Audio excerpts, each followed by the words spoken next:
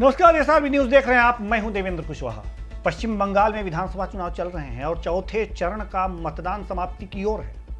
BJP TMC के गढ़ में यानी कि पश्चिम बंगाल में अपना घुसपैठ बना करके सत्ता हथियाने की कोशिश कर रही है और टीएमसी अपना गढ़ यानी कि ममता बनर्जी अपना गढ़ बचाने की कोशिश में है। हालांकि चुनाव के दौरान वहां से कूच बिहार से आपको बता दें कि कुछ हिंसा की खबरें भी आ रही हैं और 5 लोगों के मौत की भी बात सामने आ रही है। लेकिन सबसे बड़ी बात यह है कि आज हम चर्चा जो कर रहे हैं वो पश्चिम बंगाल के चुनावी गणित की बात हम कर रहे हैं कि आखिर किस आधार पर बीजेपी जो 2016 के चुनाव में मात्र 3 सीटें जीत पाई थी, 2016 में जो विधानसभा चुनाव हुआ था उसमें मात्र 3 सीटें जीत पाई थी, तो किस आधार पर वह कह रही है कि 2021 के जो चुनाव हैं विधानसभा चुनाव पश्चिम बंगाल के, उसमें वह सत्ता पर काबिज हो जाएगी। इसके पीछे का रीजन क्या है? आखिर क्यों इतने आत्मविश्वास में? क्या जय श्री राम का नारा देने के बाद जो ममता बनर्जी चिढ़ रही हैं, क्या मात्र उससे यह लगाया जा रहा है कि हिंदू वोटों का ध्रुवीकरण हो जाएगा और लोग जो है बीजेपी की तरफ मुड़ जाएंगे और अपना जो है वोट बीजेपी को करेंगे और बीजेपी सत्ता में आ जाएगी? या फिर कोई और कारण है? जी, हम कारणों को बताएंगे एक एक करके। और कारण में ये जब चलने लगेगा कि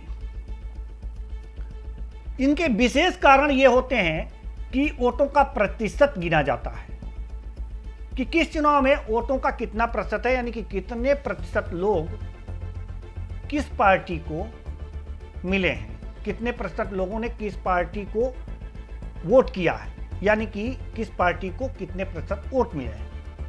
बात अगर जो 2016 से तुलना की जाएगी जिसमें मात्र 3 सीटें ही 2016 में विधानसभा चुनाव में 3 सीटें ही बीजेपी जीत पाई थी, तो अगर उससे तुलना करें तो इसका कोई तुलना बनता नहीं है। लेकिन अगर जो 2019 के लोकसभा चुनाव से इसकी तुलना करें तो बहुत कुछ चीजें जो हैं वो स्पष्ट हो जाती हैं।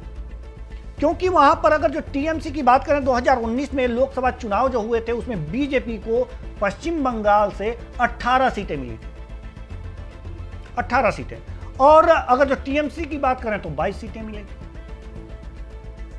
कुल मिलाकर के अगर जो देखा जाए तो यहां पर बहुत ज्यादा सीटों में अंतर नहीं था 2019 के लोकसभा चुनाव को देखते हुए। वहीं अगर जो विधानसभा चुनाव को देखें तो मैं आपको कई बार बता चुका हूं कि विधानसभा चुनाव 2016 में मात्र 3 सीटें ही जीती थी बीजेपी। और आप लेकिन इसमें जो एक खास बात है 2016 विधानसभा चुनाव की, उसमें खास बात यह है कि बीजेपी 121 सीटों पर दूसरे नंबर पर यानी कि बढ़त पे रही, 121 सीटों पे बढ़त पे रही थी और टीएमसी 164 सीटों पर बढ़त पर रही थी। यानी कि बढ़त का जो सिलसिला था वो 2016 के विधानसभा चुनाव में था। हां, यह बात अलग है कि यह 3 सीटें ही निकाल पाए।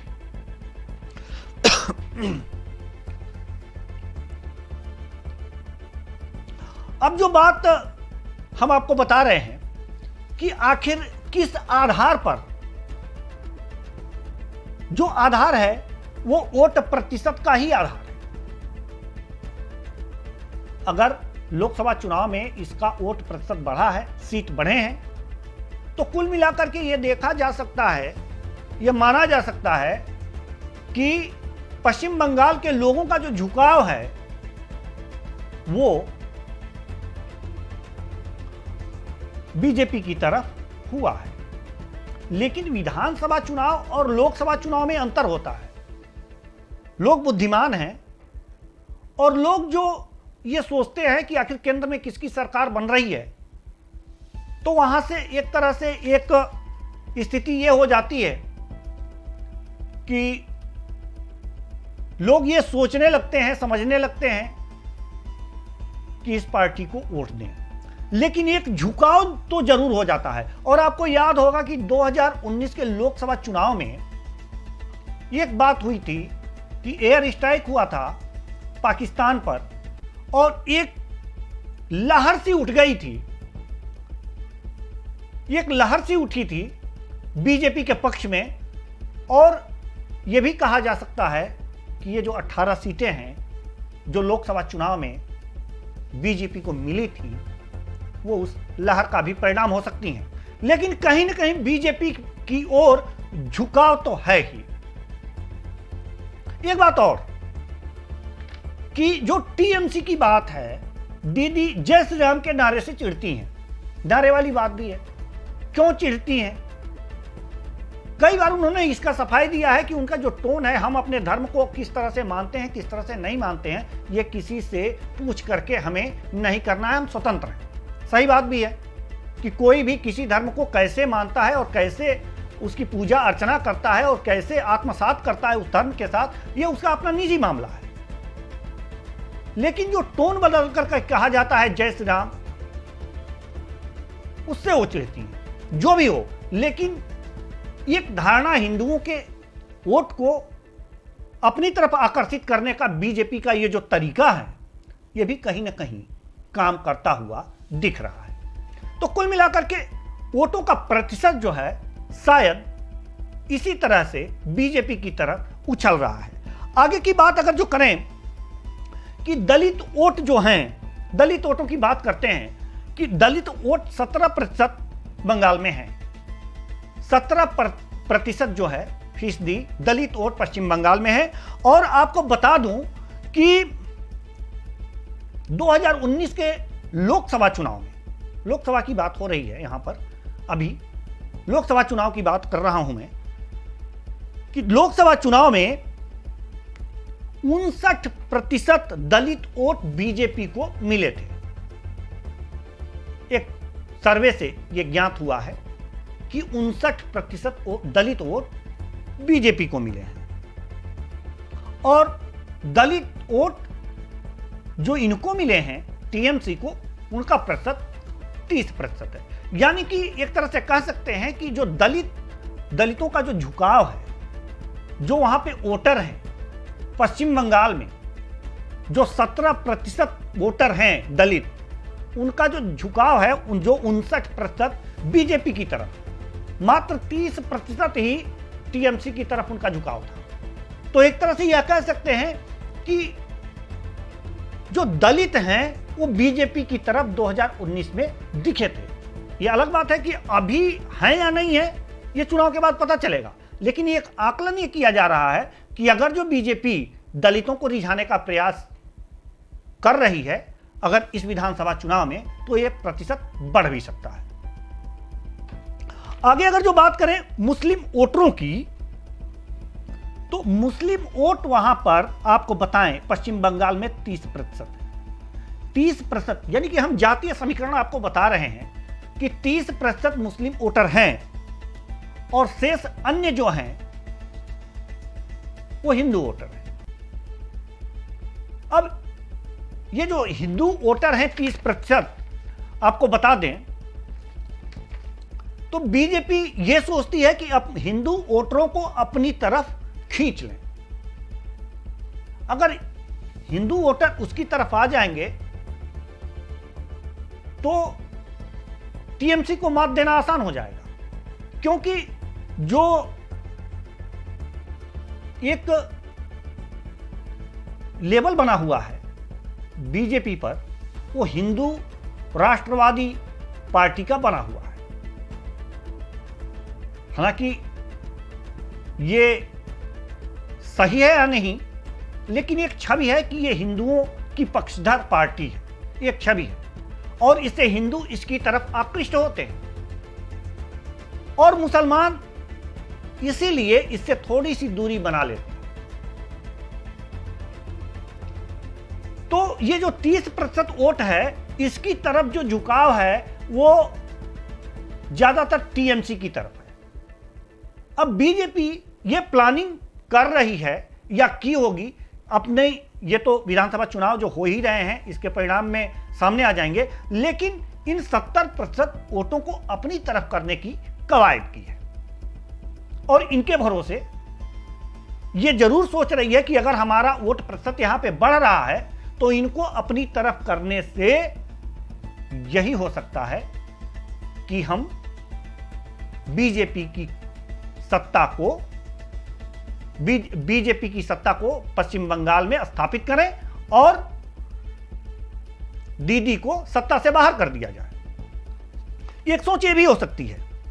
साथ ही एक चीज और है, महिला वोटर जो हैं, महिला वोटरों की संख्या 49% है।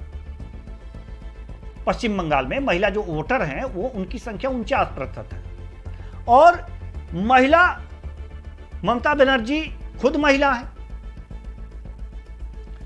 ऐसे में महिलाओं को अपनी तरफ आकृष्ट करने का दोनों पार्टियां प्रयास करती हैं। एक तो महिला होने का इनको लाभ मिल सकता है और मिलता रहा है, लेकिन बीजेपी महिलाओं पे डोरे डालकर या ये कहें कि विभिन्न प्रकार के योजनाओं से दिखाकर, उन्हें सपने दिखाकर अपनी तरफ कर सकती है। तो एक अगर जो ये सब कर रही है तो बीजेपी इन्हीं सब कवायदों से अपने आप को पश्चिम बंगाल में ये दावा कर रही है कि हम 294 सीटों में से 200 के पार जाएंगे। कितना पार जाएंगे ये आने वाले समय में पता चल जाएगा, लेकिन जो इस तरह के आंकड़े आ रहे हैं, बढ़त के आंकड़े आ रहे हैं बीजेपी के, और वो बढ़त जारी रहेगी तो वास्तव में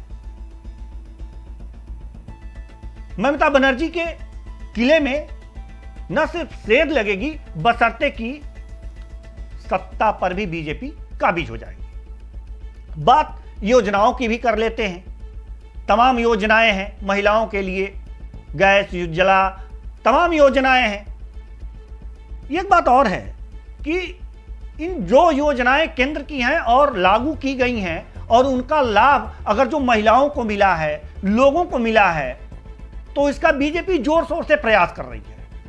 और बीजेपी का जोर शोर से प्रयास करने का मतलब ही यही है कि ये योजनाएं केंद्र की हैं और ममता बनर्जी ने नहीं लागू की हैं, यानी कि राज्य सरकार ने इसे नहीं चलाया है, इसे केंद्र सरकार ने चलाया है और इसका सारा श्रेय केंद्र सरकार लेना चाहती है और इसीलिए वो अपनी योजनाओं का प्रचार कर रही है। साथ में कुछ योजनाएं जो कि किसानों से संबंधित है, किसान सम्मान निधि की बात बार बार आती है पश्चिम बंगाल में, उसे केंद्र सरकार ने अपने यहां लागू नहीं किया है, उसको भी बीजेपी वहां पर भुना रही है, बहुत अच्छी तरह से भुना रही है। और इसे भुनाने के पीछे का कारण यह है कि किसानों का वोट जो है, किसान सम्मान निधि योजना के कारण जो पैसे आते हैं किसानों के खाते में, वो उन्हें नहीं मिले हैं। इसका भी बीजेपी पूरा भरपूर प्रचार करके ये बताने की कोशिश कर रही है किसानों को कि ये जो ममता बनर्जी की सरकार है वो किसान विरोधी है। अगर किसानों को लाभ पहुंचाने के लिए उन्हें किसान सम्मान निधि योजना दिया जा रहा है तो केंद्र सरकार उसे लागू क्यों नहीं कर रही है, यानी कि किसानों की हितैषी टीएमसी नहीं है, यह बताने का प्रयास कर रही है। अब इससे किसान कितना टीएमसी को छोड़कर के बीजेपी की तरफ बढ़ेंगे, यह बात की बात है और यह समझने वाली बात है। लेकिन जो योजनाओं को एक अच्छे तरीके से पेश करके कि हमने ये योजनाएं यहां पर लागू किया है और इन योजनाओं को लागू करने के बाद उनका पूरा जो भरपूर, ये कह सकते हैं कि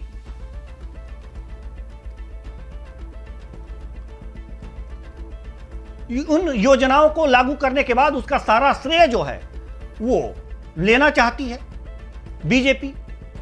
और जो योजनाएं केंद्र सरकार की राज्यों के लिए हैं, अगर उसे राज्य सरकार लागू नहीं करती है तो उसका भी श्रेय लेना चाहती है और उसको डीमेरिट के रूप में, राज्य सरकार के डीमेरिट के रूप में दिखाना चाहती है कि सरकार ने, राज्य सरकार ने हमारी योजनाओं को लागू नहीं किया अपने राज्य में, इससे फला वर्ग वंचित रह गया। अगर यह वंचित रह गया, यह वंचित रह गया, इससे उस वर्ग को नुकसान हुआ। और यह बात समझाने का भरपूर प्रयास कर रही है। अगर यह बात समझ में आ गई तो किसान हैं वहां के, वो शायद टीएमसी को छोड़ करके बीजेपी की तरफ आकृष्ट हो जाए। दूसरी तरफ ममता ने भी अपनी योजनाओं का प्रचार करने में कोई कोताही नहीं रखी है। जो झांकी निकली हुई थी पश्चिम बंगाल में, उसमें साड़ी में साइकिल पर बैठी लड़कियां पढ़ने जा रही हैं, छात्राएं। यह चीज उन्होंने दर्शाया है। यानी कि साइकिल योजना पर और स्वास्थ्य योजनाओं के जरिए महिलाओं में अपने दबदबे को बरकरार रखना चाहती हैं बीजेपी, माफ कीजिएगा टीएमसी, यानी कि ममता बनर्जी की साइकिल योजना और स्वास्थ्य योजनाओं के जरिए वो जो 49% वोटर है उनको लुभाने का प्रयास कर रही हैं। और आपको बताएं कि वो सीधे आपको बताएं कि लोकसभा चुनाव में भी उन्होंने 40% महिला उम्मीदवारों को टिकट दिया था। एक बार और कहें कि महिलाओं को अपनी तरफ आकृष्ट करने के लिए जो लोकसभा चुनाव था 2019 का, उसमें उन्होंने 40% महिला उम्मीदवारों को टिकट दिया था। और इस विधानसभा में भी अगर जो कहें 294 सीटों की जो विधानसभा है पश्चिम बंगाल की, इस विधानसभा में भी 50 महिलाओं को टिकट दिया है। यानी कि एक महिला मुख्यमंत्री यानी कि ममता बनर्जी ने 49% वोटों पर अपना कब्जा जमाने के लिए, महिलाओं को राजनीति में उतारने के लिए इतना बड़ा कदम उठाया है। अब यह देखना होगा कि महिलाएं किधर जाती हैं।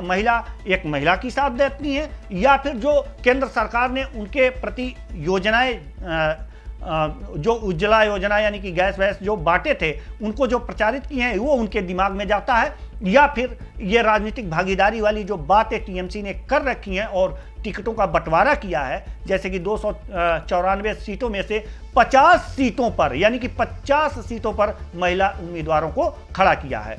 कम इसलिए खड़ा किया जाता है कि महिलाओं पे ज़्यादा जो पार्टियां हैं ये इसलिए ज़्यादा भरोसा नहीं करती कि उनके जीतने का प्रतिशत कम होता है और उन्हें कम सीट दिया जाता है। राजनीति में भागीदारी कम ही होती है और बहुत कम औरतें ही राजनीति में भागीदारी करती हैं। लेकिन अब धीरे धीरे समीकरण बदल रहे हैं। महिलाएं भी अपनी राजनीतिक भागीदारी के प्रति जागरूक हैं, और अगर जो जागरूक हैं और ये बात उनको समझ में आती है तो ये महिलाओं का जो प्रतिशत, ज़्यादा से ज़्यादा प्रतिशत वोट है, वो टीएमसी की तरफ जा सकता है। इसके बाद भी तमाम ऐसी बातें हैं जो मत प्रतिशत को प्रभावित कर सकते हैं, सरकार बनते बनते रह सकती है। जैसे कि एक चीज़ है कि जैसे शुरू में ही मैंने बताया कि आज जो अभी वोटिंग चौथे चरण का हो रहा था, उसमें भी चुनाव के दौरान हिंसा हुई और 5 लोगों की मौत हो गई। तो पश्चिम बंगाल का यह श्राप कहिए कि वहां पर चुनाव में हिंसा चली आती है, चाहे पंचायत के चुनाव हो या फिर विधानसभा के चुनाव हो या लोकसभा के चुनाव हो। सभी चुनाव में हिंसा होती है, मारपीट होती है, झगड़े होते हैं, हत्याएं होती हैं। राजनीतिक हत्याएं पश्चिम बंगाल में ज्यादा होती हैं। और जब इस प्रकार की बातें आती हैं तो सारे जो समीकरण होते हैं ना, वो बिगड़ जाते हैं और बिगड़ करके एक सिंपैथी वाली जगह पर जाकर के वोट गिर जाते हैं। तो कुल मिलाकर के यह देखा जा रहा है कि दोनों पार्टियां जो हैं एक दूसरे से भिड़ी हुई हैं। एक को अपना किला बचाना है और दूसरे को सत्ता हथियाना है। अब इसमें बीजेपी अगर जो बात करें तो 70% हिंदू मतों के सहारे है, अपनी योजनाओं के सहारे है, इनकी आलोचनाओं के सहारे है, और टीएमसी भी अपनी योजनाओं, महिला मतदाताओं और मुसलमानों के सहारे है। ऐसा नहीं है कि वो हिंदू वोट नहीं करते हैं, हिंदू वोट करेंगे, लेकिन अब कितना करेंगे ये आने वाला वक्त बताएगा। तो कुल मिलाकर के पश्चिम बंगाल का जो सियासी गणित है वो अभी चारों तरफ टीएमसी और बीजेपी के इर्द गिर्द घूम रहा है। राजनीतिक हत्याएं हो रही हैं, चुनाव भी चल रहे हैं। अब इसमें देखना यह है कि जो बीजेपी की आशाएं हैं और जो उसके बढ़ते हुए वोट प्रतिशत है, यानी कि पश्चिम बंगाल में उसकी लोकप्रियता है, वो लगातार बढ़ती जाएगी। अगर लगातार बढ़ती गई तो टीएमसी को नुकसान हो सकता है, उसके हाथ से सत्ता जा सकती है। अगर ऐसा नहीं हुआ तो टीएमसी अपने किले को बचाने में कामयाब हो जाएगी। फिलहाल इस कार्यक्रम में इतना ही। मुझे दीजिए इजाजत। नमस्कार।